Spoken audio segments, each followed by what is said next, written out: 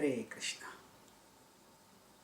Welcome back to the Value Education Ethics from Epic series. We are discussing from the Ramayana and we are discussing about Hanuman's entry into Lanka and his search for Sita. The theme we will speak on is never lose heart. So Hanuman had achieved a stupendous feat by leaping across the ocean and overcoming various formidable obstacles and distractions and reaching Lanka. But he realized that an even greater task awaited him ahead.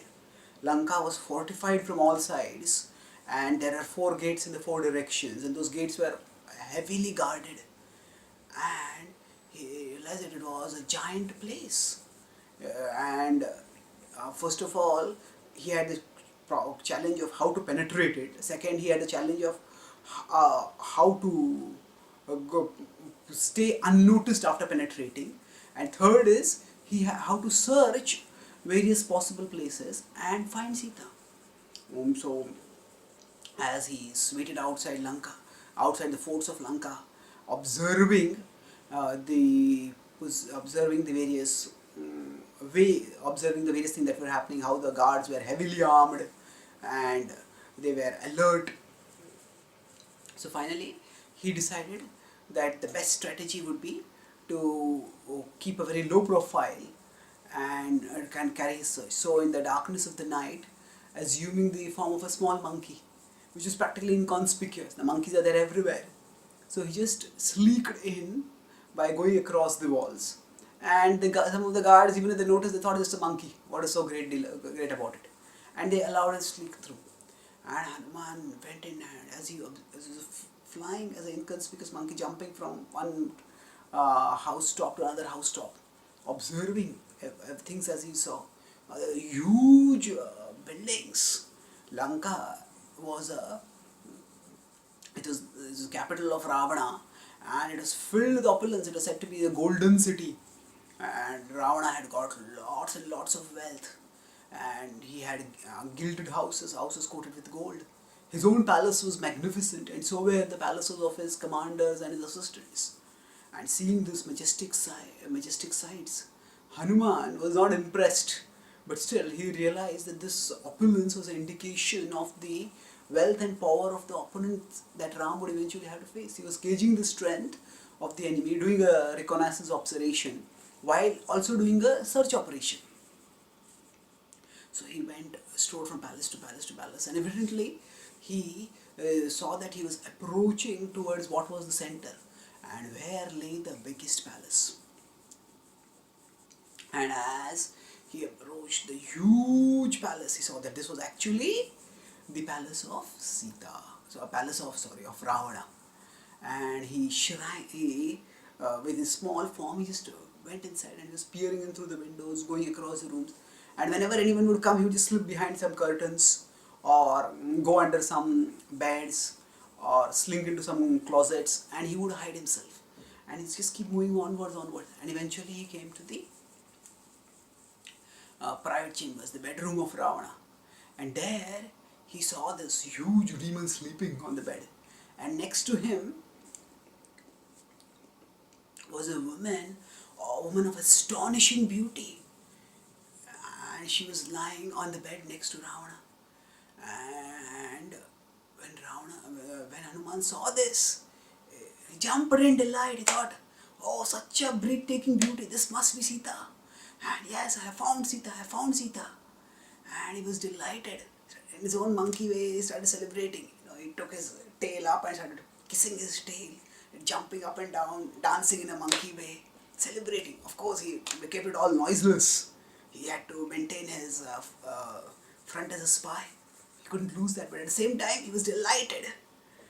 And that delight started coming out. It's on in discreet way. But after the initial exuberance of the discovery stopped, he started questioning himself. He looked at the woman carefully and he noticed 3 things.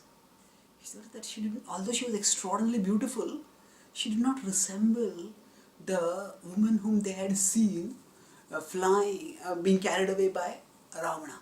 Hanuman had been a part of the group of Vanaras, Sugriva and others, who had seen Ravana going across, speeding across the ocean, carrying Sita, who was abducted.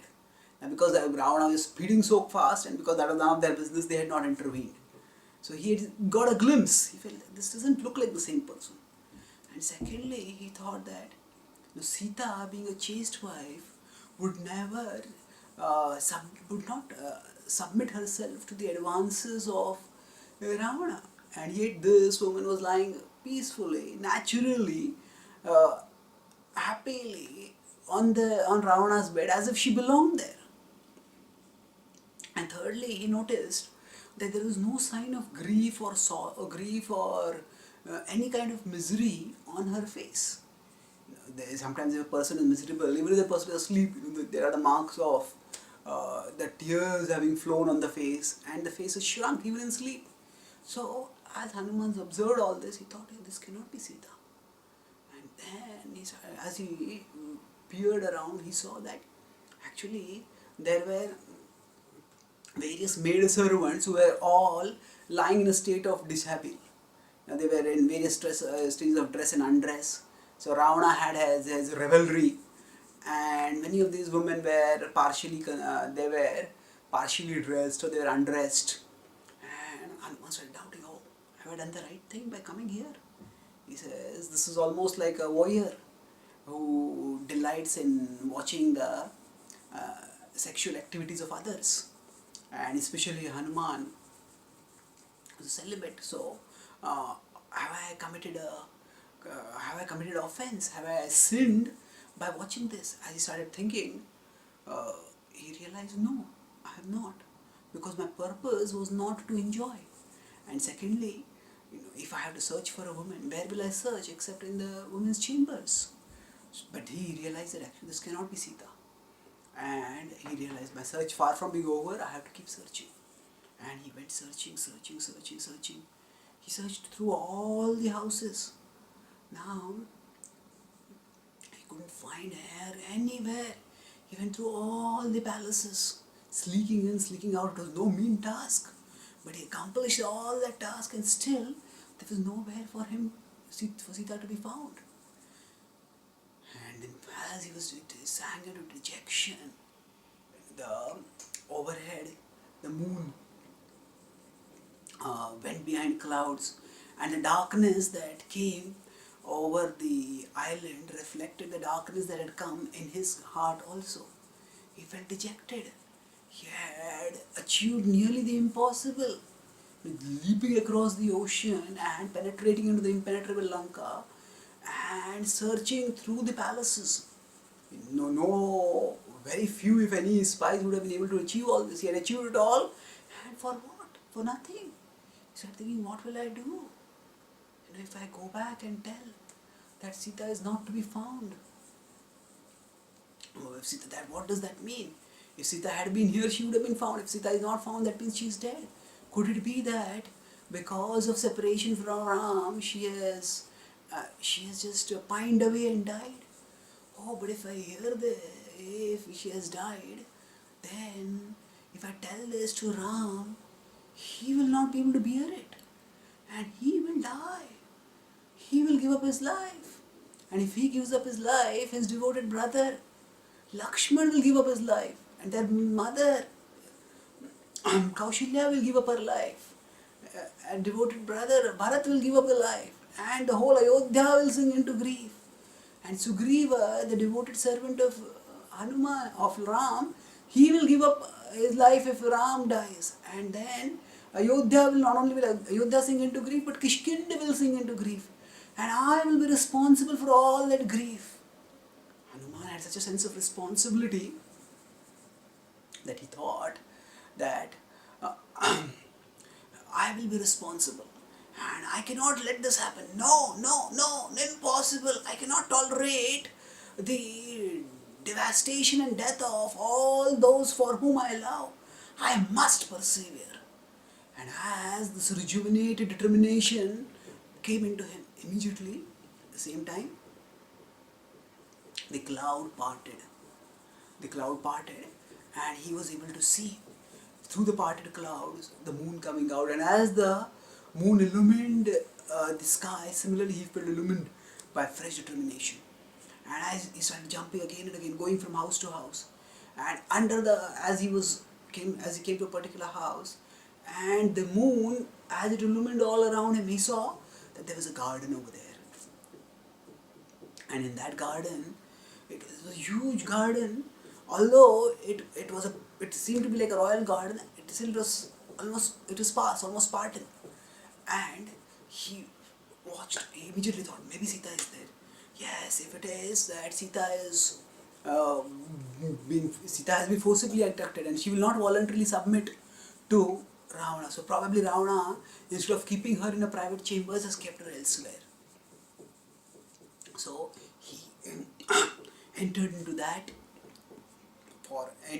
garden, and as he entered into that garden, it was Ashoka Vatika, and there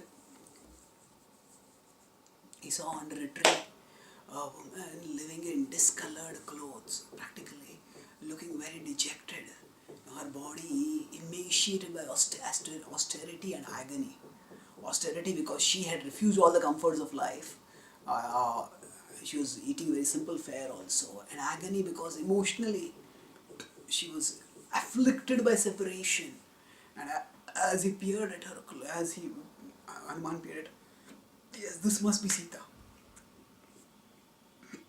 And morning was coming, and Hanuman, in his inconspicuous monkey form, came there, and he heard that around Sita, around this particular lady, he was not yet sure whether she was Sita, but around that lady, he saw that there were demonesses of various grotesque forms, and they would periodically threaten Sita.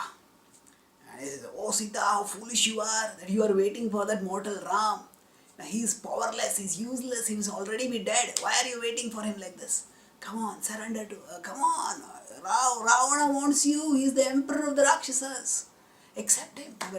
They were tormenting her, tempting her. But as he heard their speech, he understood, this is Sita, this is indeed Sita. And he became jubilant. Yes, Sita has been found, Sita has been found, Sita has been found. And so, in whatever we are trying to achieve in life, quite often we also face reversals and obstacles which may seem to be final, which may seem to be so great as to be not as if it's not possible to overcome them at all. But they can be overcome. They can be overcome if we strive to overcome them determinedly. So to strive to overcome them determinedly means that we have to march onwards, no matter how many problems come. No matter how many problems come, we keep marching onwards, and eventually we will achieve success. And there are many stories like that of underground excavators who wanted to find some underground treasure, but they dug, and they stopped, thinking that there is no treasure over here, and just a few feet below where they stopped, the treasure was actually there. There are stories of people who sought jewels under the ocean, and they explored, thought there are no jewels over here, and other explorers came and just pressed some more distance and they found jewels under the ocean.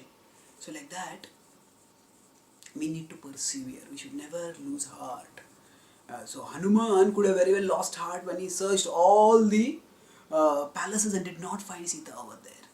So when all the likely routes to success seem to fail, we, rather than accepting failure, we can look for unlikely routes to success. So Hanuman started searching in an unlikely place, in a forest, in a grove, and that's where he found Sita. So like that, if we don't lose heart but stay determined in our purposes, then we too will be successful. Thank you. Hare.